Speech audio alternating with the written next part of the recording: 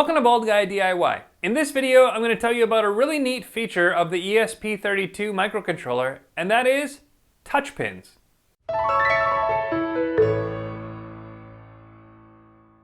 As I announced a few months ago, we started an escape room in our local town, and I've been playing with a lot more electronics, working on different puzzle ideas, and trying to find something novel and interesting as a different kind of interface for players to go through the game.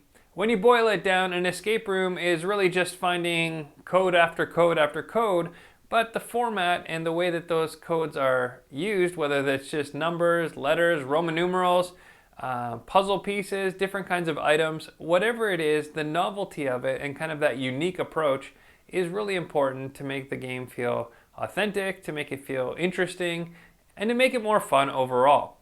I really like the ESP32 microcontroller, and I use it several times over in my escape rooms because it's got a lot of versatility and a lot packed into it for a pretty low price.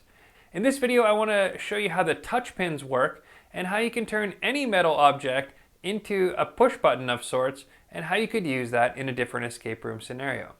There are really countless applications for touch pins in an escape room and in many other electronics projects. So without further ado, let's jump into it.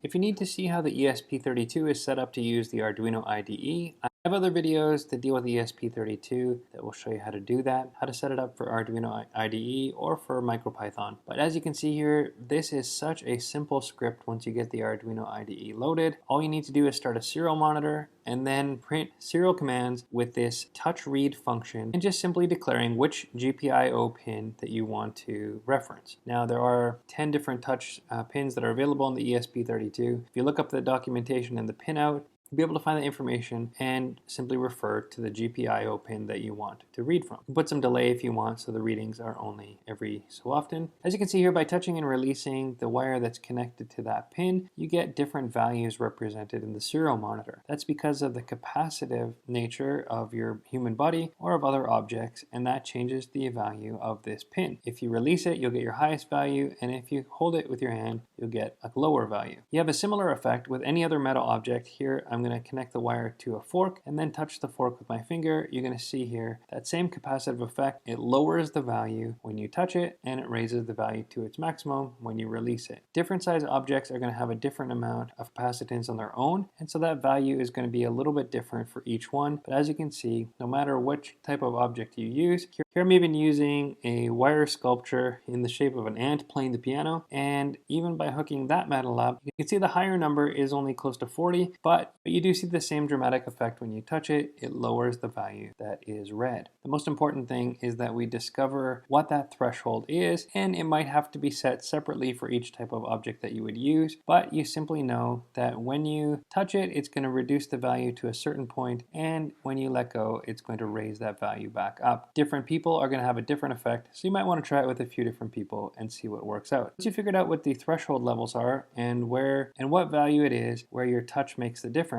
you can set up a few button states. Here I've chosen touch pin instead of touch pin state and declared 3 different ones so that we can try it with 3 different sensors. You simply use that touch read again in various if statements, referencing which GPIO pin you want to use, and then less than or equal to whatever threshold you found you needed. In this case, I'm using 20, which seems like a good amount, but depending on what objects you test and what their actual values will be, you might want to raise or lower that a little bit. So in my loop, I'm simply going to say if the reading is below that threshold value, you're going to make the touch pin value 1 or on. Otherwise, you're going to consider it's off. Same thing for the second touch pin, which I connected to GPIO 32, and the third touch pin, GPIO 33.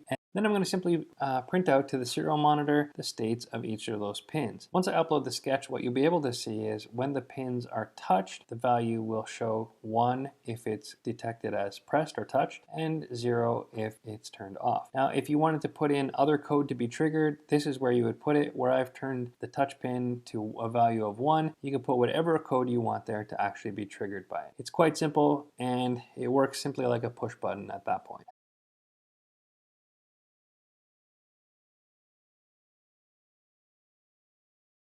As you can see here, by grabbing each of those individual leads, I am getting a different one to show up with a 1 value. And if I grab pairs of them, it triggers both of them at the same time. It's pretty neat and it works incredibly well, just as reliably as you would expect from a regular mechanical push button. Like a regular mechanical push button, you may need some debounce if you're getting noise on the line, but other than that, it works great.